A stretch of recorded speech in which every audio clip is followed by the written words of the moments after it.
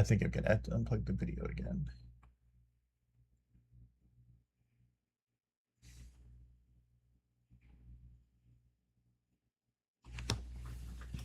Wow. It's so everything. Yeah, everything is half-assed. Barely working.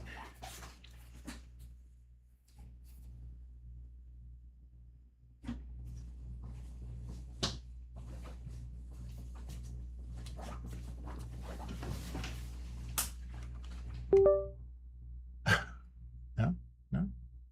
Nope. Not yet. It's still spooky though. If it wasn't for that spooky Halloween frame. Okay. Wow. Yeah, nothing is.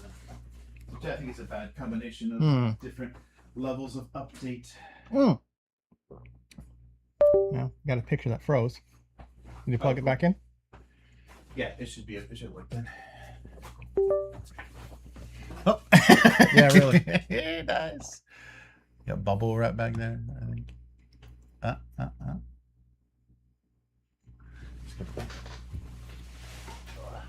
Oh, hey, there it is. There we go. All right. Spooky. All right. Well, welcome. That was just a comedy of errors.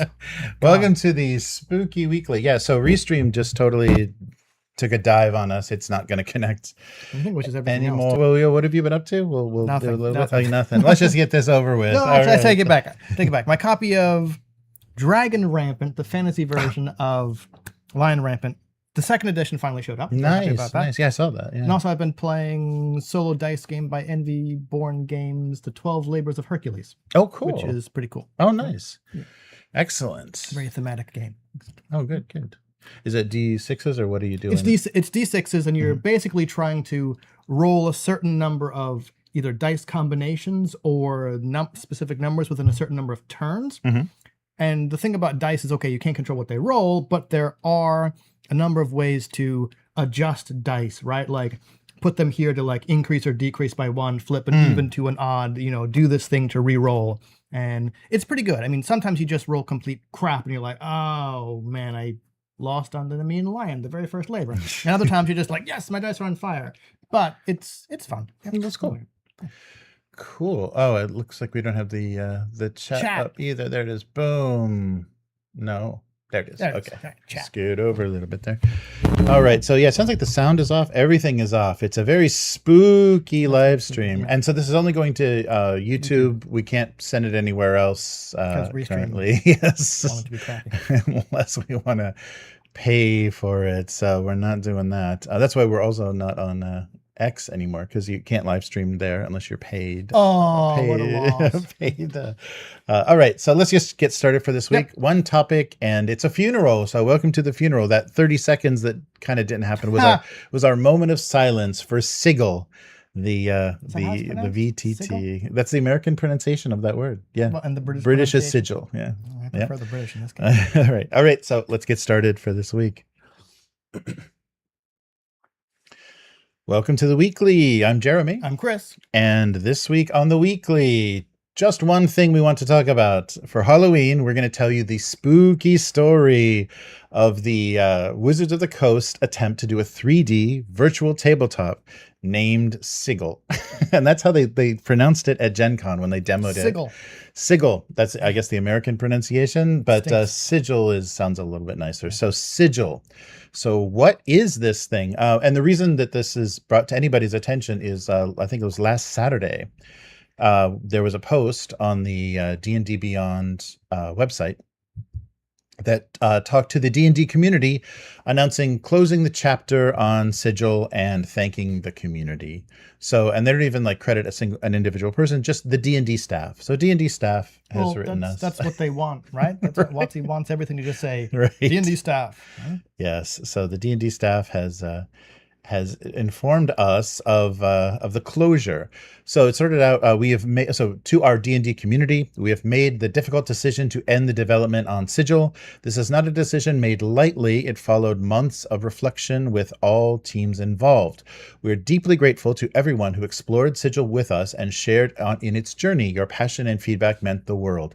And actually, your passion and feedback was the only thing even keeping it going, because they had no idea what they were doing. They, like, the whole time were asking, anybody got any, what would you like this to be? What do you want to see? Yep. And the funny thing is, I was going to put the logo on the screen while we were doing this. There is no logo for Sigil. They didn't even bother. They just wrote it in the D&D font, you know, the 5e kind of, you know, block font. Yeah, they didn't even make a logo for this piece of garbage.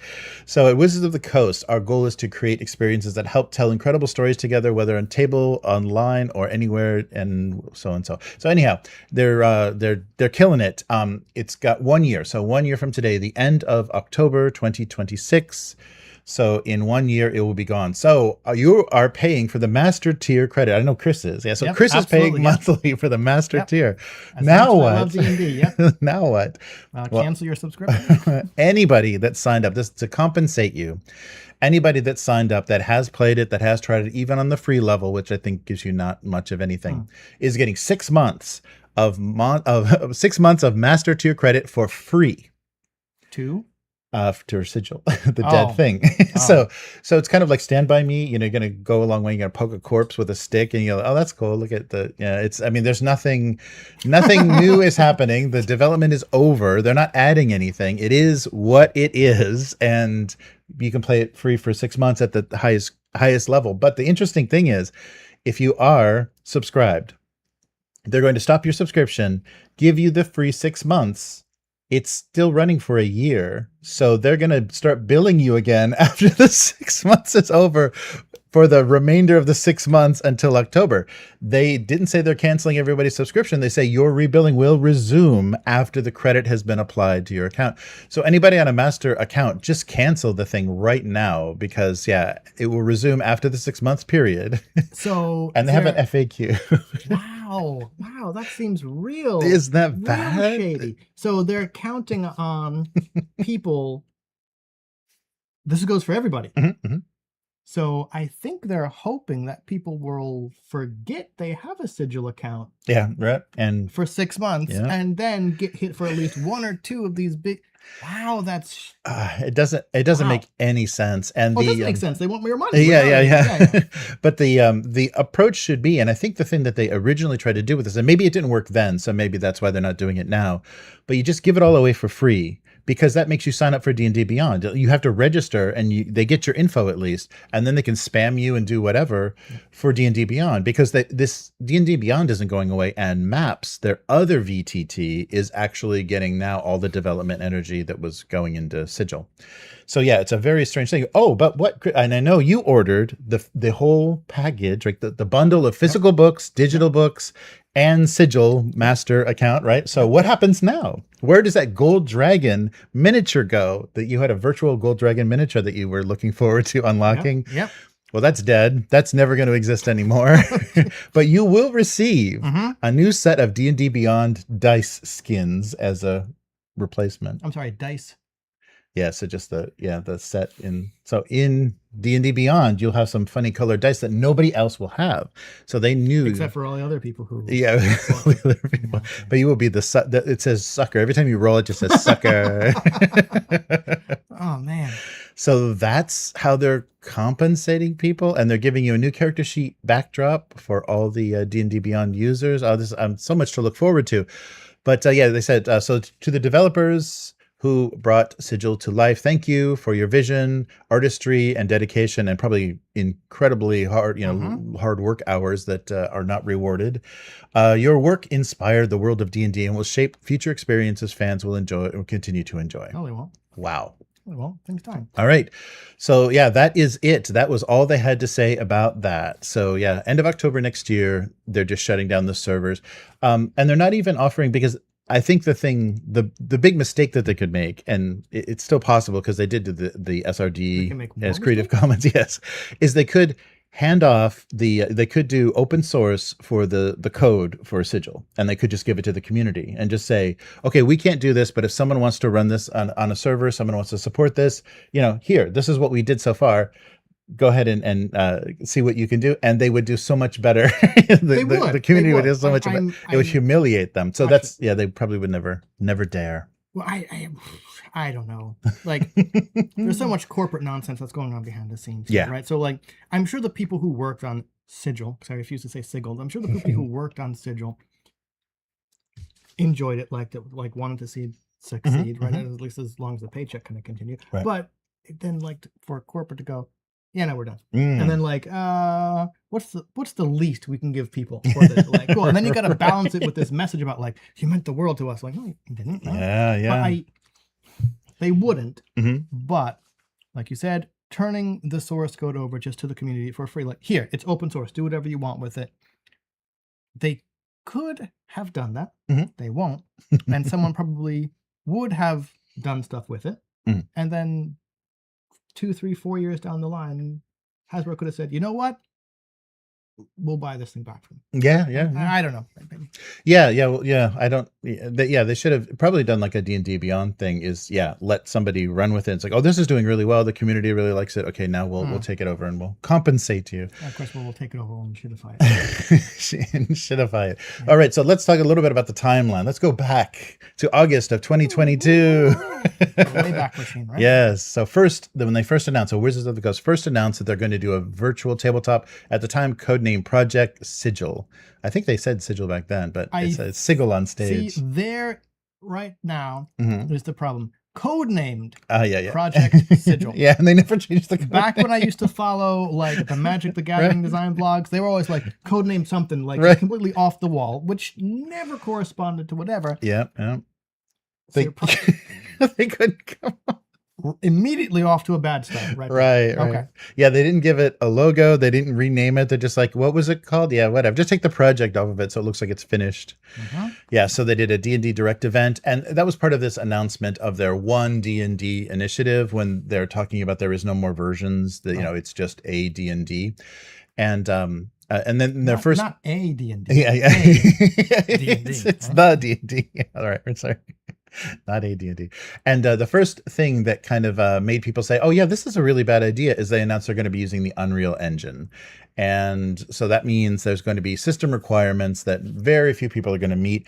They didn't realize, I mean, they're talking to a bunch of theater kids with Apple Macintosh computers that aren't going to be able to run, anything that they tweak out on a Unreal Engine. Not to prolong this, but I really wonder what the demographic for Sigil was, because that's made me think, okay, if you do have a bunch of theater kids sitting around like a MacBook, are they going to use Sigil? Are they going to use a VTT? Or are they going to do what we did in like the early days and just like, we're all just on a Skype call and we're going to like theater of the mind this. So, right. Or are you is it more attractive for gamers who have the computer with the specs to run this thing? And if it is kind of attractive to gamers, I'm sure they're just going to play a video game. right? Yes. So it's really odd. And they did show like people literally sitting around a table with laptops, everybody on a laptop playing this, because I don't think they were talking about putting it on phones or tablets. It's too intensive. Yeah, it's too resource intense. All right, so August of the next year, they showcased it at Gen Con, and I think that's where they were calling it Sigil. And they gave they had a demo that people could play that was kind of restrained, but you could see kind of how it ran. Official launch was February of this year. General availability, like they had been like play testing it with friends and family all last year. And saying it's coming. And finally, so they marketed this as an immersive 3D VTT for creating, sharing maps, minis, and environments. But of course, that's not true. You can't do anything yourself. You can only buy stuff, that they have made. That was late February 2025. Yep. Yes. And so then March. Hold on, the next month? Yes, the next month, probably the next week, they announced massive layoffs and sunsetting the development. So it was literally launched and officially open, in full release for probably 1 or 2 weeks. They laid off 90%, about 30 people of the development team, less than a month, after the launch. Internal communications indicate that the company had concluded that its original aspirations for Sigil as a larger standalone game with a distinct monetization path would not be realized. So active large-scale development is sunsetting, and smaller teams will be transitioning. And this was the thing we heard about also, is that basically the teams were fighting over resources and attention between Maps, which was already functional in D&D Beyond, and this new thing, which nobody was actually going to ever be able to play. Right. So a 2D version that they already had running within D&D Beyond Maps, I think, was hogging a lot of the development. And so, they just said, this is going to be too big. And I think that we need to monetize, over monetize players. I think they kind of gave that up with the OGL debacle and everything. All that was whole plans to kind of create the walled garden that you're going to keep everybody inside of, and they're never going to see another RPG aside from one D&D. That failed. So I think Sigil was a casualty of that kind of shifting gears. And yes, and so this month, and just a few days ago, they announced that users accessed Sigil for a paid or trial membership between March 1st of this year and October of this year will receive the 6-month credit. And they'll try to compensate you for your pre-orders and all that good stuff. Digital dice skins. Yes, with digital dice skins instead of a beautiful golden dragon. But the final server shutdown will be end of October next year. After that, all the content created will no longer be accessible. So what the hell happened? Why is this thing dead? WotC? Yes, right. So a few points. So unsustainable development costs. It just became too expensive because they were making a video game. They pretending it didn't have the functionality of a video game, but it had the development demands of a video game. A high bar for the 3D graphics using Unreal Engine. So all the effects, the spells being cast and moving your little 3D mini around. Basically they're making a video game. And then they failed to meet their revenue targets. So the investors are probably like, why is it losing money? So they wanted it to be a larger standalone game with a distinct monetization path. That never happened. So swiftly, as soon as that didn't look like it was going to happen, they laid 90% off. Misaligned market strategy was something. So it was reportedly meant to appeal to a different audience. They probably were trying to bring in the video game crowd. That just, you can't, it's not going to be a half step. They're not going to be satisfied with whatever you're developing. The old players are going to not have the technology or the video cards to play it. So they're targeting the video game market, so make a bridge between casual video game players and the tabletop. And that's got to be a Microsoft, former Microsoft employee thought, because that's just stupid. So prioritizing quality of life features that helped DMs and VTT players. Yeah, similar. And they probably should have, looked at what they were up against, because there's not a lot of competition in that arena. They were doing something so far above what anybody else, Roll20 or Foundry or anybody is doing, because anything 3D you can even kind of get into those platforms is very simple. So overly complex, overly restrictive. You had to download a dedicated client instead of being browser-based, which Maps is. So Maps is browser-based, yeah. And so they already had a VTT, a simpler, so Maps was the 2D VTT, can be played in browser. Everything that's in D&D Beyond is in there. They give you all of the tokens, everything that already exists. So there's very little, we have to keep developing assets because they've already are sharing the assets from D&D Beyond. So Unreal Engine and cloud dependence too. So it was heavily reliant on being online and having things connected to a cloud, which everybody is then downloading.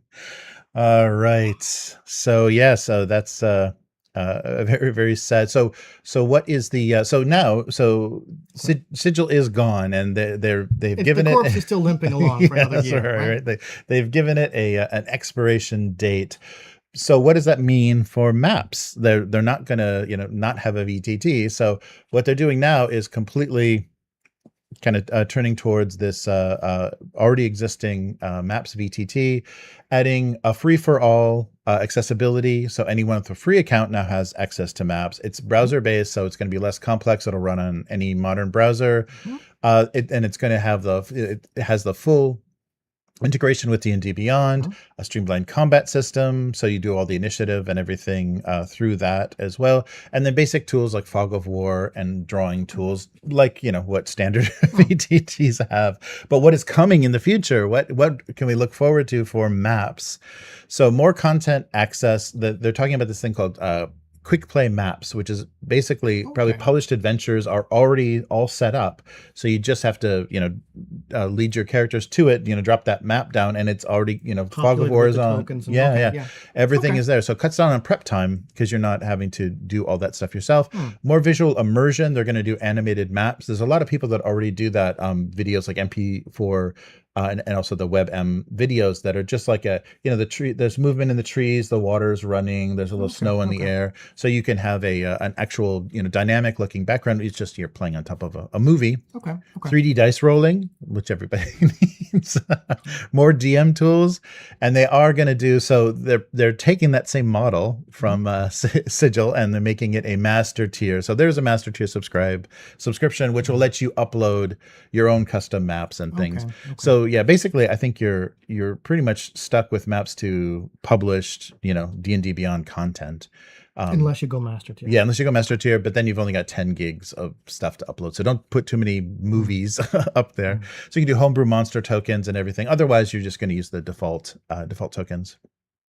So now Wizards of the Coast, they're fully committed to maps, and it's something that everybody can probably use already. If you're using D&D Beyond, you can probably use maps. So instead of high-end graphics, they're just entering the same level of competition, and people that have been doing it longer. So Roll20's been around since 2012, so they've got a big head start on any development, although they're not taking advantage of it. Yeah, well, that's true, but they're not taking advantage of it. And it's funny, I don't know, do you think if they could have gotten their act together and released Sigil during the pandemic, do you think? I still don't think so. Okay, this is like completely armchair quarterbacking here, but I think what I said earlier in the cast is like, that's my deal. Like, who are you targeting with these high-end graphics that you need like a decently spec'd up computer to run? Okay, you're trying to attract, you said yourself, you're trying to attract the video game crowd. This is not a video game. Right. I mean, okay, like you said, it needs all the resources enough of a video game. Yeah. But it's not a video game. And I think the people who have the specs to run that would just run a video game. And the people who play a VTT would just say, we can't do it, and use something else. So I really don't know. Maybe they would have gotten a few people, but I even think had they got their act together, had they released it during the pandemic, it still wouldn't have been anything. Yeah, and or it wouldn't have done what they wanted it to do, right? Yeah, and I think, and especially because if you're dealing with a group and if you have 4 or more players in a group, somebody's going to have a computer problem that week. It's just like there's always going to be some kind of technology problem, just like this stream that prevents that prevents you from. And this is just one computer. Yes, there are 3 of us, 3 others of us connected, right? Right. Yeah. So it's a pretty sad story. I mean, I think they were greedy. They wanted a market that they didn't have. Yeah, they wanted a market they couldn't have, and they never quite even tried to figure it out. Like, is this what's the where is that space between VTT and video game? Who are our customers? Who do we want as our customers? They never even have a complete thought. Like you said, this kind of sounds like the Microsoft / video game / online people coming over to Hasbro and going, this is what we need to do, and not really understanding what sounds snotty, but not understanding what tabletop is. Yeah. Right. Because to know what your market and what your audience is, you have to understand what the game is, and understand that, oh wait, hold on, people actually don't need all these bells and whistles to play. Right. Yeah, I just anytime they demoed it, when they were doing it at the headquarters, the WotC headquarters, or for Gen Con, having people sitting around a table together, not looking at each other and looking into a laptop screen is insane. That's the weirdest thing ever. It's like we're already forced, if we're not, for geographical reasons or whatever, forced to use VTTs, but we don't use, VTTs sitting around together. The VTTs are for people who can't get together, right? Right. We're actually able to get together in physical space, and we're still going to use that's and it probably was, because everybody got so excited, and WotC as well, with the increased sales of, the activity on D&D Beyond, the increased sales for D&D, during the pandemic time. So they're like, okay, here we go. We're ramping up to something. And no, that's not, we want to get away from this as soon as possible. We want to get off VTTs as soon as possible and meet in person, pen and paper, pencil, paper, dice, that kind of thing. But all those could be virtual. Right. Come on, think about how cool your dice will be when you have these limited edition skins. Yeah, and the comments were kind of all over the place, depending on who was reporting it. It's the internet. Yep, people were talking about the faithful WotC stands were like, oh, keep trying, WotC. I know you can do it. This could have been something amazing, but try it again. You sure that wasn't sarcasm? That's true. I didn't read exist? They do. Yes, there are D&D diehards. Wow. And 5e, like not D&D, but like 5e. Anything WotC does is beautiful and sacred. And a lot of other people are just saying, okay, we knew this wasn't ever going to happen, because they just didn't show any kind of commitment. It was so half-assed how they were demonstrating it. They didn't even give it a name. They didn't even give it a pronounceable name. You left it on the code name. Yeah, so we're stuck, just basically where we were. Like, things have not moved forward at all. We're everything, it's browser based, or there are apps, but I think basically that's running it's just an executable that's running. It's the same thing the browser is connecting the same way, but maybe a little bit more dedicated a connection. But there's no killer app. There's no best VTT. Nothing is better than a Discord call and a whiteboard app, some kind of business whiteboard app. They haven't gone that much past that you really say, oh, we've got to be on here, we've got to be on there.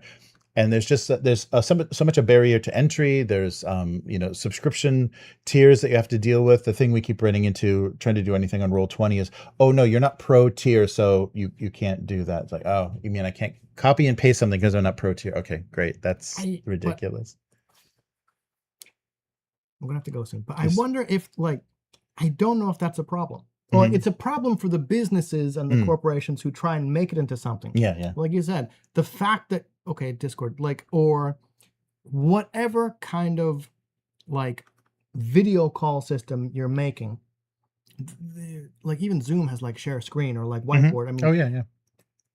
That is all you need, right? That's all you need to play an online game, or an online pen and paper game. So I actually kind of think that's a good thing, because it's forcing these companies to really kind of go, what more do people actually need, right? Cool, look at all these bells and whistles and stuff. Don't need them, right? I don't know. Yeah, because when I see the new advancements, or new modules or something that are being released for functionality for these VTTs, it's always like, okay, so your token sees as far as the player character sees on the map, and you're moving your token. It's like, okay, now we're sliding into video games. Well, that's the thing, right? Yeah, you're sliding into video games, which I think is a bad move, because video games are their own thing, and you're not, in any kind of necessary scale, you're not going to get the video game people interested in tabletop role-playing games. Yeah. I mean, you might, I'm sure there's crossover, but if you can sit down, well, I can do this thing that looks like a video game, but isn't, and I still got to do a lot of work for it, or I can play this actual video game that's done for me. Right. I think video games always going to win. And I think it's just former Microsoft employees looking at, revenue from video games as opposed to tabletop game, TTRPGs, and then also looking at, microtransactions and monetization. It's like, oh, how can we put this in the pages of the book? Can we put a piece of paper that says you can't read any further until you pay us 99 cents? They really are. I think that's what D&D Beyond is going to be, right? I mean, that's what it kind of is. Cool, pay us our monthly subscription or your books disappear. Right. Oh, yeah. Yeah, so there it is, folks. You've got a year to try, and if you weren't already a subscriber, you have to pay if you want to see. Like if you want to see what's there, and there's not a lot there. Yeah, I saw the deadline was if you were up to October 23rd. 23rd. Yeah, yeah. Right? So you've missed it by a week. Yeah. Yeah. So there is no way, and that's. I think that's a missed opportunity. They should have left it open and just let people sign up to see what it was if they never, messed around with it. Because they're counting on people not canceling after that 6 months. Seriously, that's shady. Wait a minute, I'm still paying for Sigil. It's 2030. Yeah. So we'll see. So yeah, this is the master plan. That one D&D whole idea, that whole initiative just completely failed.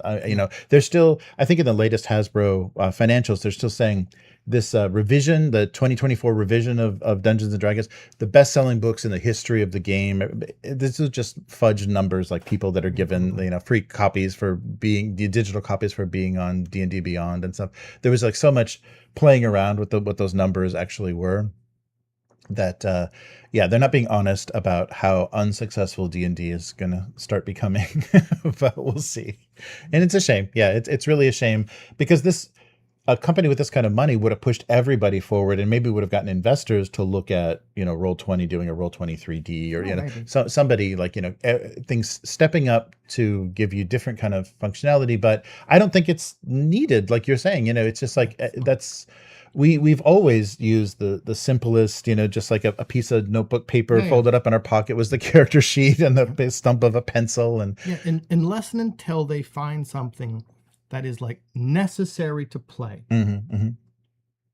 or improves, not even necessary, like improves the experience. Right. Yeah. There is no point. Yeah, so they're going to start or continue to dump money into maps, because I think that's the thing that competes on the level of where everything else is at this point. Fantasy Grounds and Roll20 and for Foundry and everything. So we shall see what the future of VTTs look like. I haven't found one that I'm completely happy with. And the worst thing you can do is switch between them, because there is no standard. There's no intuitive. The UI UX is all insanely different. How even thinking about how you get content into the game is totally different on every single platform. So it's very frustrating. So yeah, pick one and stick with it would be my only advice, even if it doesn't do everything you want it to do. Right. But it does break those geographical limits. It's nice to be able to play with people back in the US, but too bad. All right, so that'll do it. Yeah. Rest in peace, Sigil. We hardly knew ye. Not at all. Yes. So where can people find you? Blue Sky, Instagram. It's Hivemind, HYVEMYND, where I'm not sure what I was doing. Okay. I was posting pics of that Hercules game. That was about it. Oh, nice.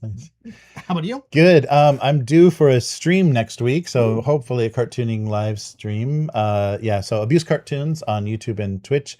I have a lot better luck with streaming at home, so maybe it'll go better. And but if you like what we're doing here with a weekly, consider becoming a weekling. The strongest of all supporters. You can do that at patreon.com/upturntable. Let us know what you'd like to see more on the weekly. Let us know if you can you even see this? Have you seen this stream lately? Yep. How many times is it broken?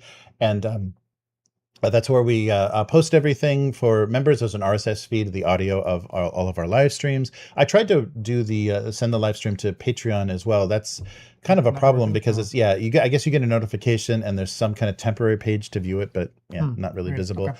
But we'll get that working someday. And so upturntable.com is the website, and on all social media, Upturntable. So thanks for joining us. We'll be back again soon. Later, mortals. Goodbye.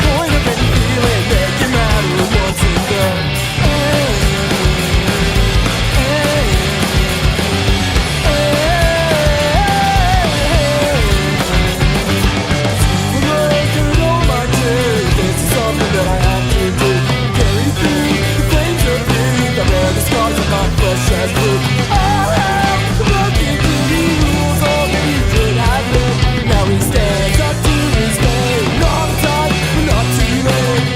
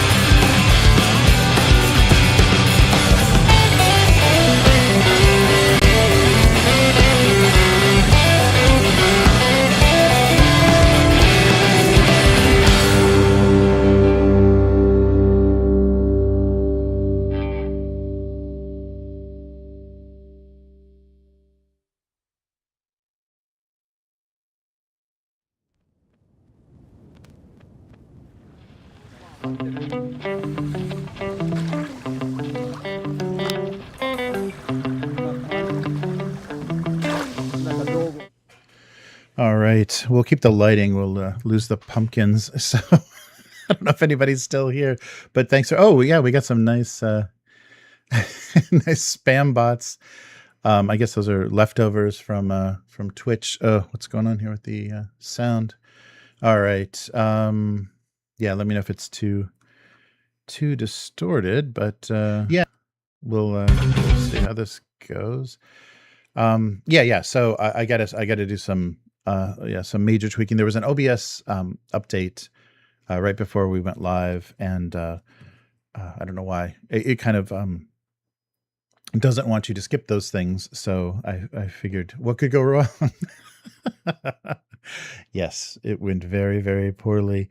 Yeah, so this is only on YouTube. The audio will still go on the usual locations, but and is the from what I'm seeing from the live, it looks okay, but am I sending a very bad video to YouTube? It's possible.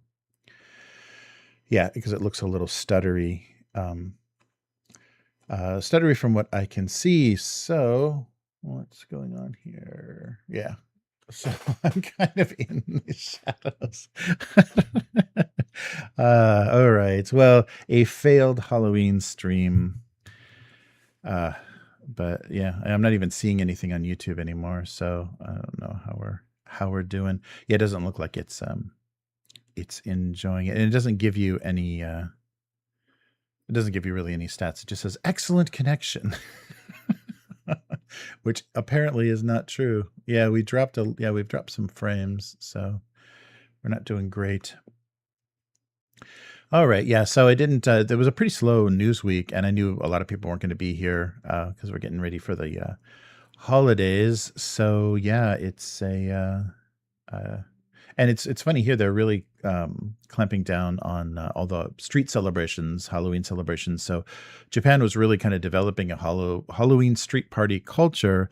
There was like a crushing incident, like a stampede incident in South Korea that made the public officials, probably worried about the safety of people during these big street parties that are, just kind of like spontaneous and unauthorized and not managed. There's no security. There's very little, like even trash cans or anything. So they gave up on that and are trying to ban it. But because public drinking is not technically illegal, people are going to be doing stupid stuff regardless.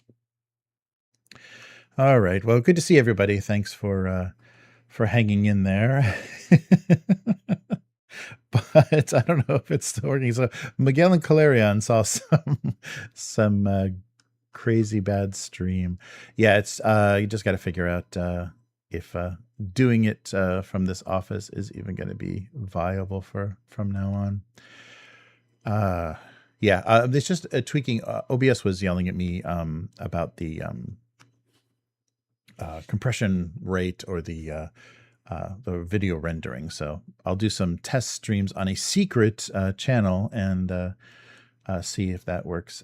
It works out okay for next time. Oh, and yeah, sorry, I wanted to mention, not that he's going to see this, but I wanted to mention thank you to, put this back up again. Thank you to Henry W. Snow, who became a member on YouTube during our actual play of the Tartarus Gate, the Adventure Presents Rebellion Unplugged game, magazine, RPG in a magazine game that we were playing yesterday. So a little bit of scary sci-fi, and we still have to finish that. Things just began getting strange when we had to take a break because it was past midnight for the players. But yeah, it's been one hell of a ride. So I'm not sure what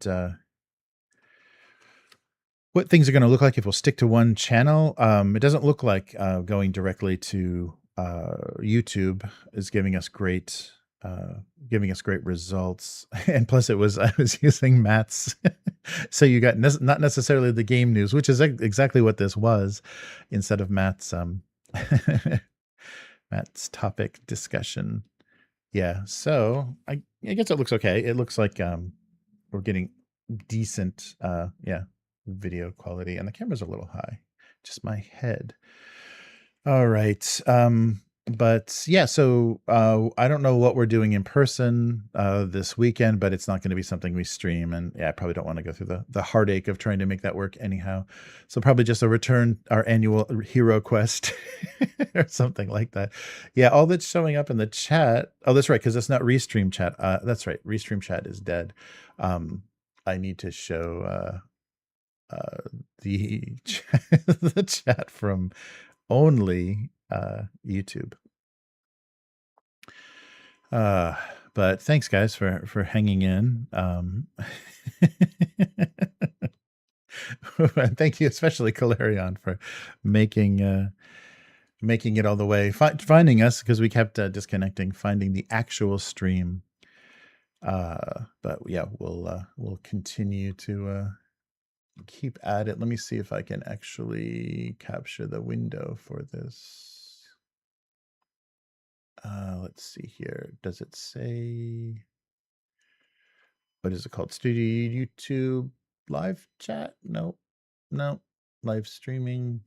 How's this look? Oh, there we go. There's some chat. Hey, chat. The beautiful, beautiful chat of YouTube. All right. Yes, there we are. But thanks, Calerion. I appreciate you hanging in there. Yeah, so and also this week, tomorrow, I mean, no actual play for Call of Cthulhu. Will may still be out, and everybody else is busy with Halloween. And Will's probably going to be busy with Halloween if he's feeling okay. So we'll do something. We'll continue middle of next week, so Wednesday night. We'll continue the Tartarus Gate. We'll finish that off because it's supposed to be 2 or 3 sessions, because it's 3 chapters. They have chapter breaks that have mechanical kind of resting points. And then we can get back to finishing off the third adventure for Call of Cthulhu, the Dead Man's Stomp, once Will's character is back. And then we can go from there to the Mask of Nyarlathotep, if we so desire. I think actually, though, once we finish the Call of Cthulhu, the shorter adventure, we Matt may have the Indie Heat Part 3 ready to go, because he'll have a couple of weeks more to do that. So we may go back to Outgunned for a few 2 to 3 weeks and finish that storyline up, which is great. Those were fun characters, so I can't wait to get back to playing them. But yeah, we'll see. We'll see how it goes. And remember, guard your privacy and abide by our community guidelines on the live chat. Oh yeah, how do you like the system? It's okay. It's a very light system. It wasn't hard to make little macros to roll the dice, except for there's no easy like regular expression to do the drop the middle value. So unfortunately, they have that as part of the system. So that's nothing you can program easily, or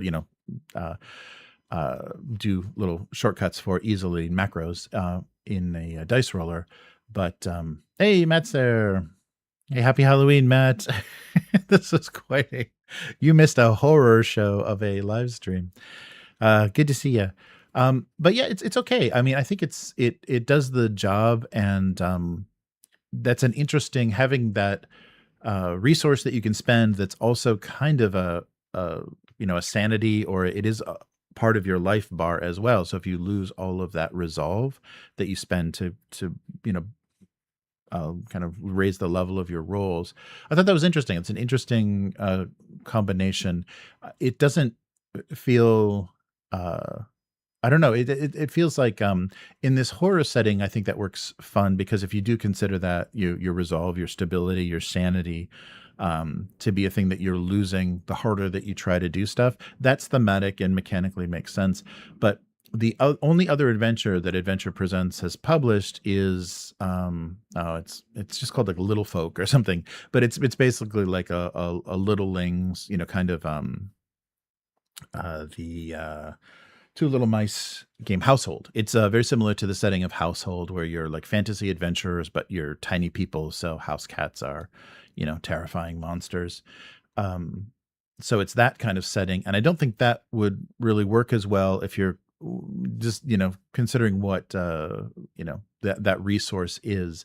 If you're considering it a willpower or something, I don't know. I don't think it works as well thematically. But it's a nice simple dice system. It would be really easy to just pick up and play if you just needed 3d6.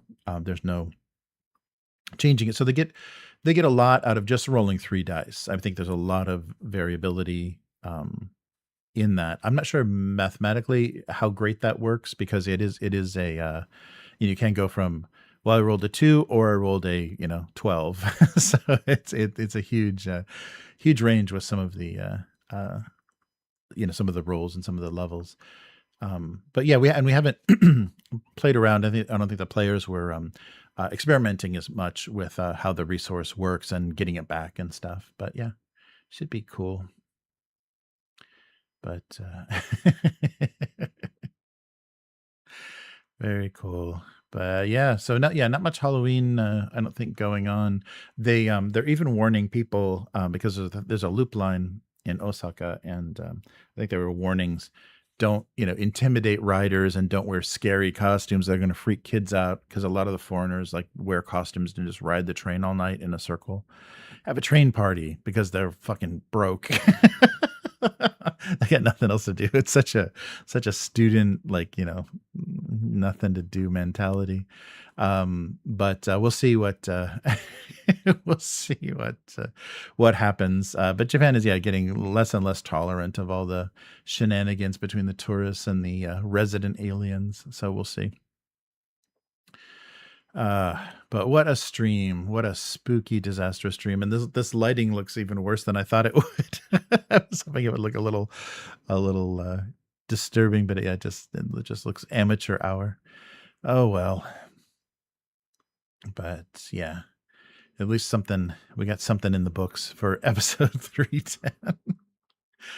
Yeah, there's just nothing going on. And I didn't want to, I think previous years we've done lists of what's your favorite spooky game or whatever. So I don't even have Discord up, because there's not it's not worth trying to make that happen.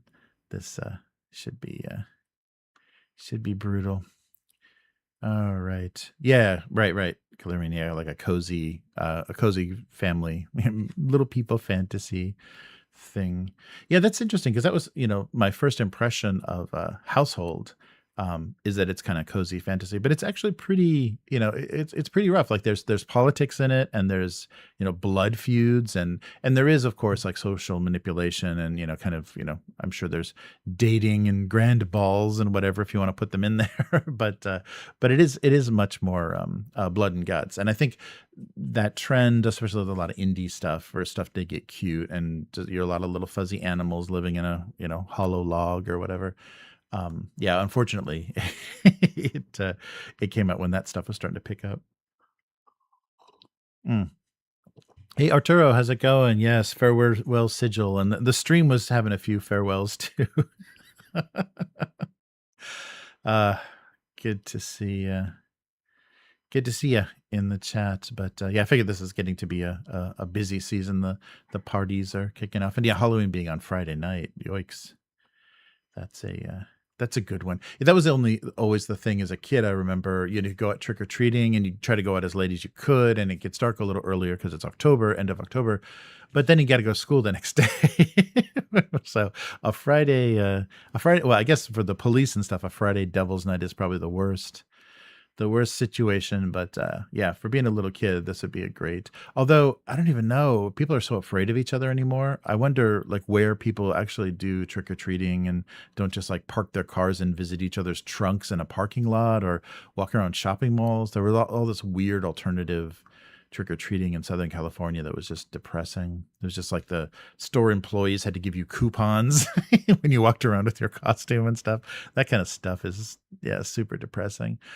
But yeah, hopefully there's still neighborhoods where people, that's the one time you go around and you kind of meet everybody in your neighborhood, and find out everybody's got kids and everything. It just gives you an excuse to be a little bit more social. And then there's always those weird dark houses that they don't put anything out, they don't decorate, they intentionally just turn off all the lights so that hopefully you don't go anywhere near their house in your stupid costume. Oh, nice. Turo says the suit I'm wearing tomorrow matches the color scheme of the restaurant, so I'm saying my costume is I'm dressed as 1587 Prime. Nice. Yeah. Let us see in the Discord, Arturo. That's great.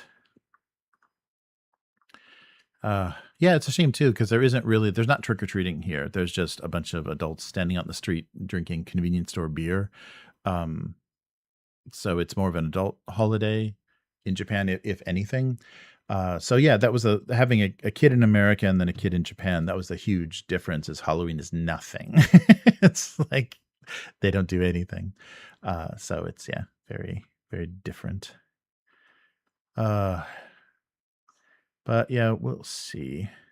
Yeah, it's a very strange. When I just Googled Sigil and was going through all the articles that different outlets had written about it, there really wasn't even that much reporting on it. I mean, there's not that many results. Did they think they were just going to accidentally make a great 3D virtual tabletop?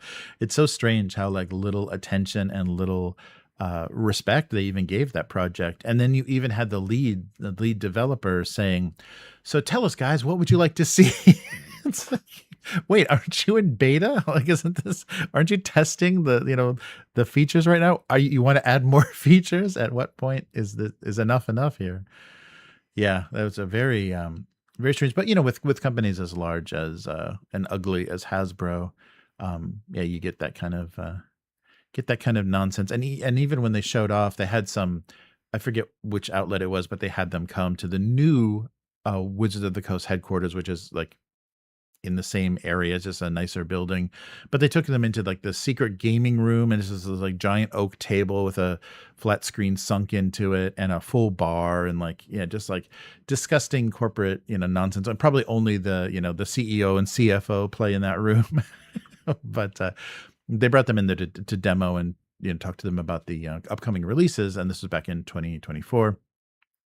And yeah, it was just really depressing how much money they waste just being corporate that they probably could have put into development of successful projects. But the whole thing was like, so wrong-headed from the start that that's why it doesn't exist anymore. Yeah, so we'll see.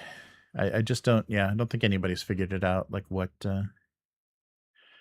what this new group that never, that's not old school, that doesn't have any interest in OSR style. They saw what Critical Role is doing. They want to do that, and they want to do it all in something digital. They don't want a piece of paper.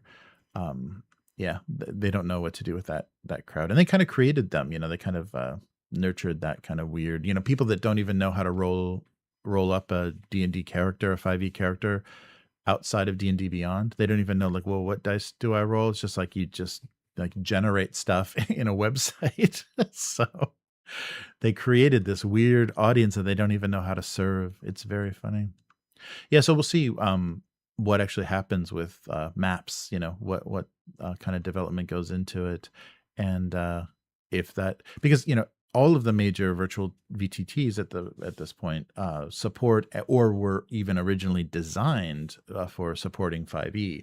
So yeah, that's it's going to be strange. And even Alchemy, a newer, not quite finished VTT they were playing, that's getting a lot of really nice official modules for different game systems. Their first thing that they did, of course, was 5e. So yeah, everything is just built for that. So if they want maps to be the only way to play 5e, I wonder if they're going to be able to kind of pull the rug on the other VTTs. I don't know. Miguel says, for the life of me, I cannot understand paying companies a sub to be able to use things I already bought, plus work I have to do myself. Yeah, that's really true. How even the a lot of the paid content and stuff is not just plug and play. It's not just ready to go. There's still a lot of stuff you've got to do with it, and some of it is so incomplete. Even the nicer, higher end stuff, you just find, oh, I need a picture of this and it's not here, or I need this map. Oh, they don't have a player version. Great, So yeah, it's very.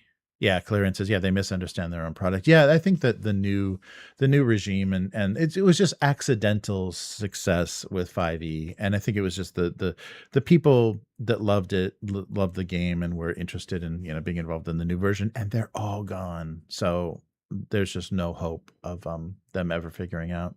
They're going to have to start, like, they're going to have to do a 6e and start from scratch with a totally new mindset, and going after a different audience or something, because they've got to leave everybody that they've created and everybody that used to play the games. They've got to leave them all behind because they don't understand how to do anything for them. Yeah, it's really funny. But yeah, now that Hasbro is moving to Boston, I'm sure the communication will be so much better. I'm sure this big new headquarters, they'll look down their noses even more at Wizards of the Coast and Renegade and everybody else that's doing work for them.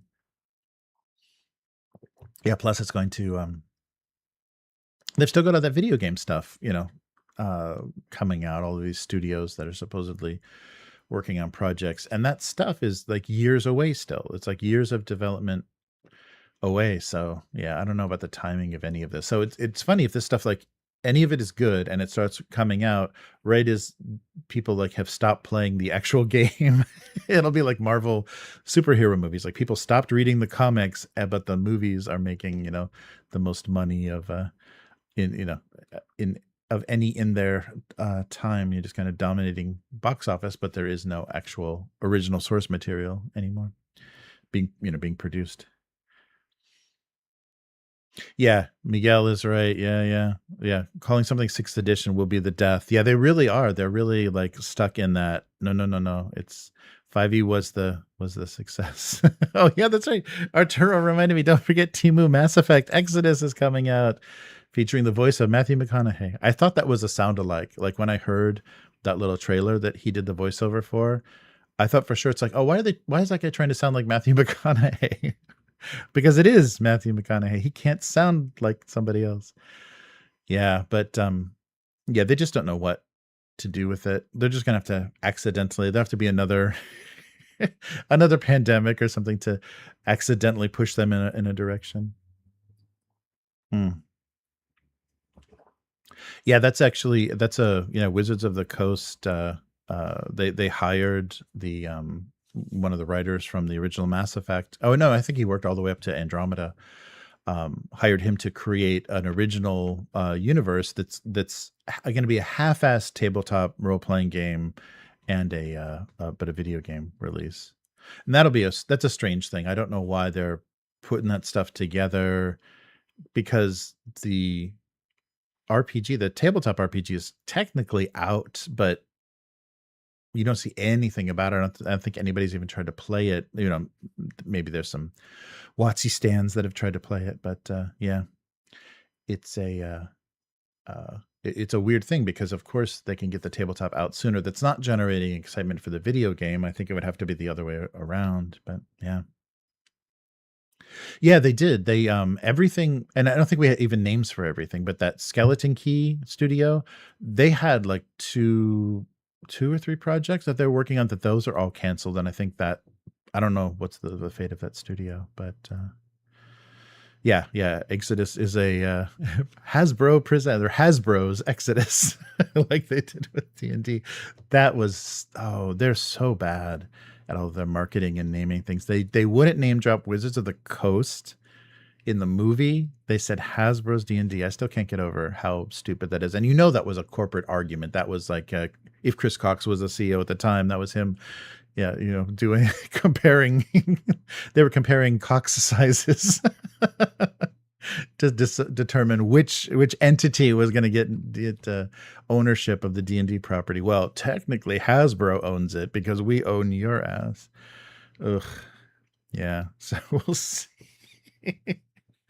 We'll see what they do. And it's a shame. If they could figure out how to make cheaper D&D movies, that would be fun. And I think even if they kind of sucked, if they could get one or two, recognizable faces in there, like a Jeremy Irons, it would be fun. But yeah, what's fun when we need box office? Oh yeah, that's right. Yes, it was HBO. It was something Go, HBO Go, and because there were like two existing things. One was access through your cable subscription, and then one was the streaming service. I think it was a Go and Max. And then they eliminated Go and kind of folded in access to Max with Go. And then they dropped the HBO from HBO Max and made it Max. And then they switched back to, and now what, Paramount's going to buy them, or whoever, who knows? So they'll be owned by Larry Ellison or his son or whatever. Yeah, I really wish Netflix, because that would create these like two evil empires that would be battling it out. I wish Netflix would buy Discovery, Warner Brothers, HBO, whatever that thing is now that's Max, because that would give them all of DC, all the DC movies and stuff. So then it would literally be Netflix versus Disney for superhero content. Hey Abyss, how's it going? You missed a real shit show. I mean, a spooky Halloween extravaganza. Yes, only on YouTube. We save our worst streams directly for YouTube. Yeah, there's nothing wrong with the lighting or anything. I just thought I would do something thematic, but yeah, not good.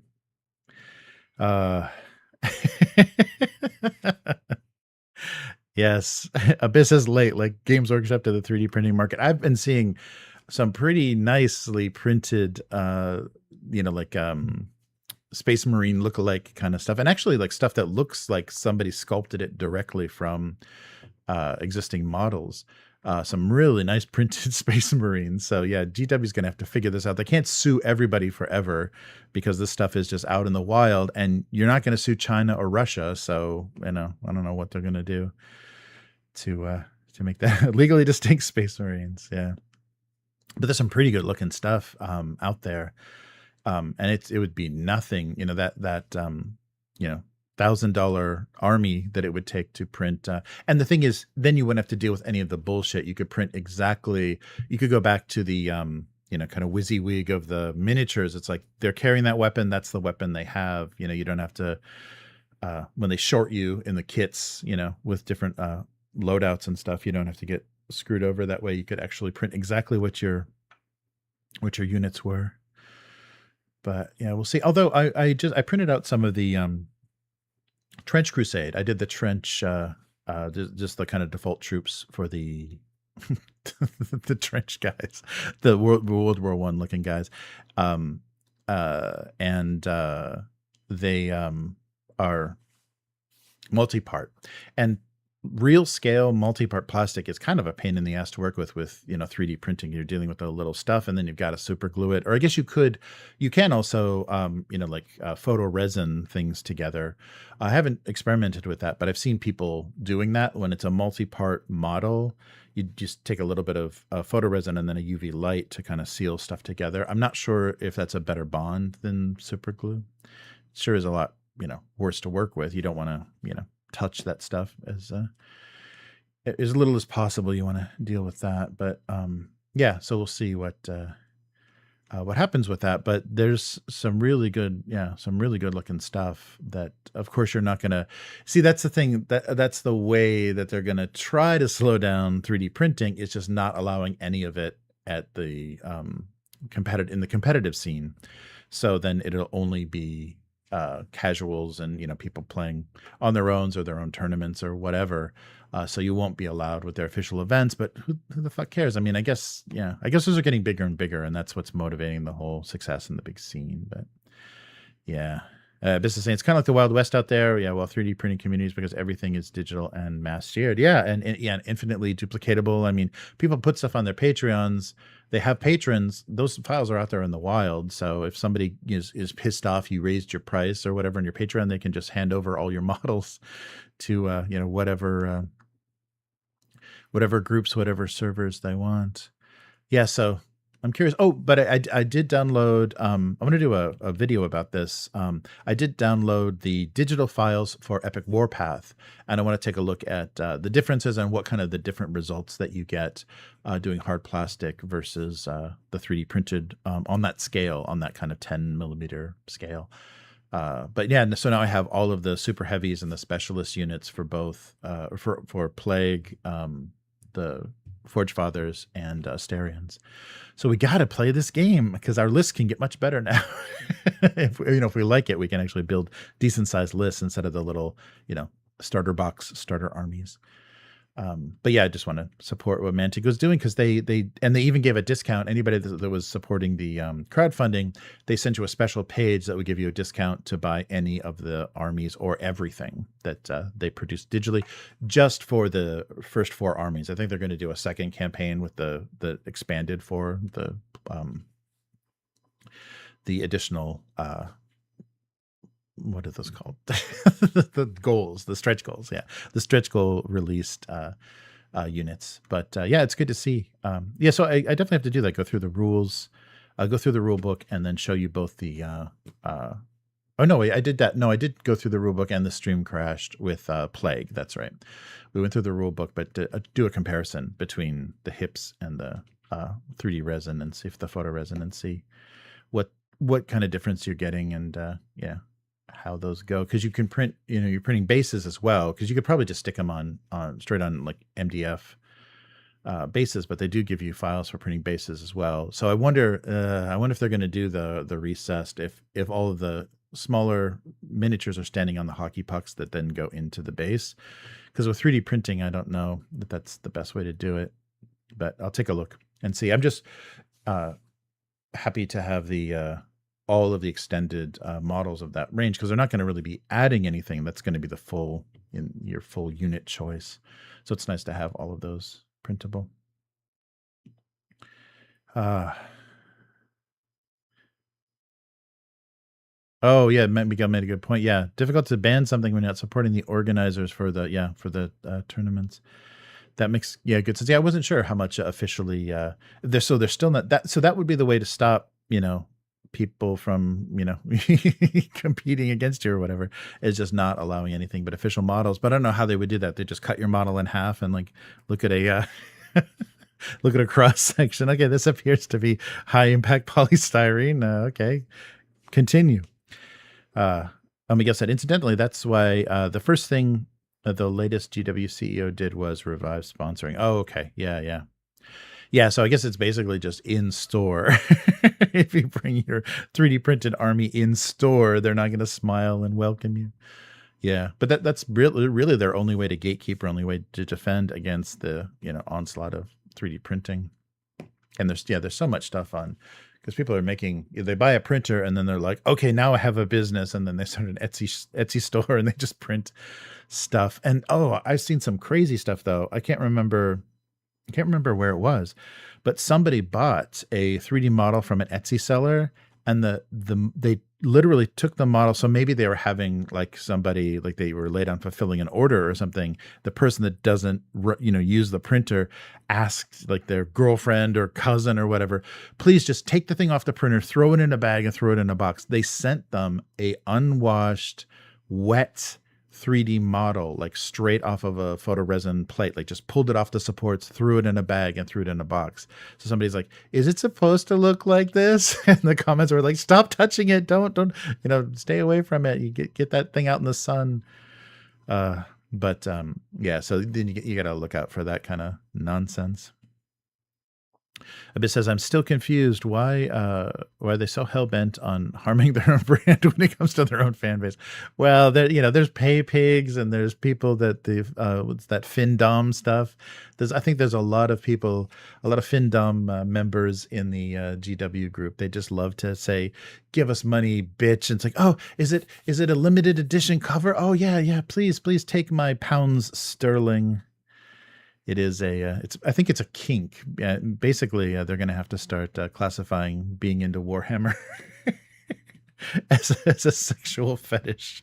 I love to throw my money away. Oh man. Yeah, here in Japan, most people rent a room to play. I'm paying to rent a room. Yeah, if I'm paying to rent a room like hell, GW is going to forbid me from doing 3D models. Yeah, that's true. Yeah, that's unless it is an official, because I was wondering what that was. It was probably Adepticon or something, but that one video that, or no, it was probably a Warhammer World video. That's probably the only place they could photograph that.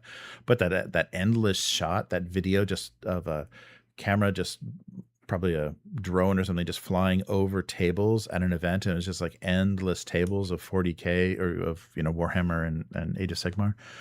That was creepy. So okay, maybe the scene's kind of big. But that could have been fake too. They could have stitched, a couple of passes together. Don't get Miguel talking. Miguel's got opinions about people, about those people. Yeah. Yeah, it's quite a thing.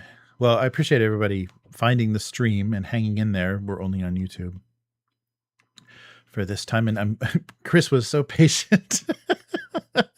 I'm running around and Chris has just got the phone, and it just we'll set out a new notification, and yeah, very bad. GW bootlickers, Miguel calls them.